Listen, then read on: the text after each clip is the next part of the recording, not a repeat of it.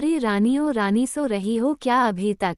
घर के आंगन में खड़े होकर रानी की जेठानी जोर जोर से चिल्ला रही थी। रानी भागती हुई अपने कमरे से निकली और बोली, दीदी आ गई मैं। जेठानी बोली, तुम्हारा नाम रानी है लेकिन तुम रानी नहीं हो। मैंने तुम्हें रात में ही समझाया था कि सुबह को जल्दी उठ जाना तुम्हारी मुंह दिखाई की रस्म है। मैंने बोला कि दीदी रात को नींद ही नहीं आई, जगह नहीं है, और मन में थोड़ा डर था कि सुबह आंख नहीं खुली तो।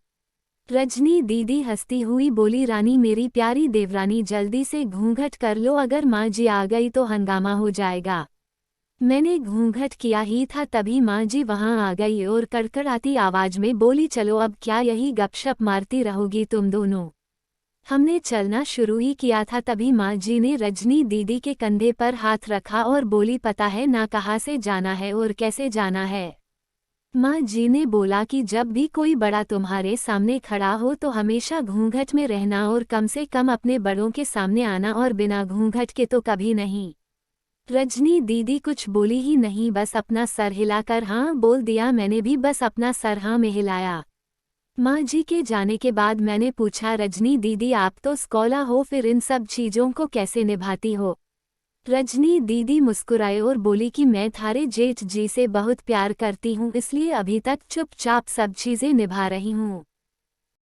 मैं कुछ नहीं बोली और चुपचाप रजनी दीदी के साथ घर के बाहर वाले कमरे में जाकर बैठ गई। वहां पर एक पड़ोस की आंटी जी बैठी थी। वो बोली कि यह कैसे बहू आई है, ससुर जी सामने खड़े हैं और ये यहाँ आकर बैठी है गई। मुझे कुछ समझ ही नहीं आया। रजनी दीदी बोली कि आंटी जी अभी नई बहू है, यहाँ के रीति रिवाज सीखने में थोड़ा समय लगेगा। रजनी दीदी मुझे वहां से उठाकर मेरे कमरे में छोड़ गई। 6 महीने यूं ही छोटी छोटी चीज़ों में बीत गए। फिर एक दिन मैं अपने पति राहुल के साथ साड़ी लेने गई। राहुल का फ़ोन आया और वो दुकान से बाहर बात करने चला गए। साड़ी की दुकान पर मैं बेधड़क होकर साड़ियाँ देख रही थी। तभी साथ में बैठे हुए अंकल जी खान से एक बार, फिर 2 बार, फिर 3 बार।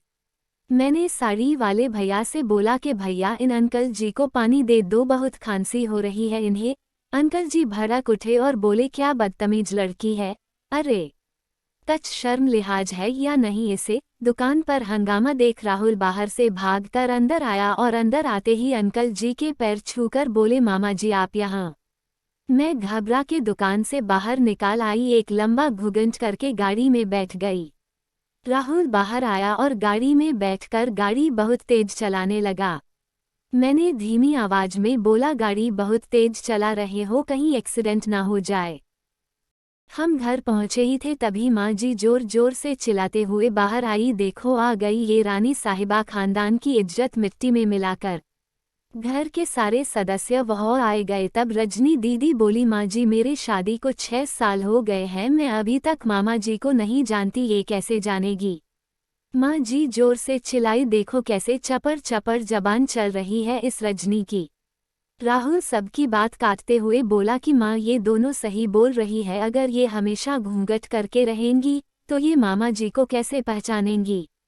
और माँ आज मामा जी के फोन पर तुमने पूरे घर की शांति को भंग कर दिया है। ये वो ही समाज है जिसने सीता मैया पर भी उंगली उठाई थी। पिताजी और जेठ जी ने भी अपना पक्ष राहुल के साथ ही रखा। सासू माँ थोड़ी देर सोचने के बाद वापस रजनी दीदी और रानी के पास आई और बोली कि तुम दोनों को अपनी मर्यादा पता है, मुझे उम्मीद है कि तुम कभी भी मेरा सिर शर्म से नीचे नहीं झुकने दोगी। हम एक ही परिवार के सदस्य हैं, हमें हमेशा साथ रहना है, अच्छा वक्त हो या बुरा वक्त, हर सदस्य को अपनी मर्यादा पता है। माँ जी ने मुझे और रजनी दीदी को गले लगा लिया और घूंघट की बात वही खत्म हो गई। अगर आप मेरे चैनल पर नए हैं तो चैनल को सब्सक्राइब करना ना भूले और वीडियो को लाइक, शेयर और कमेंट जरूर करें।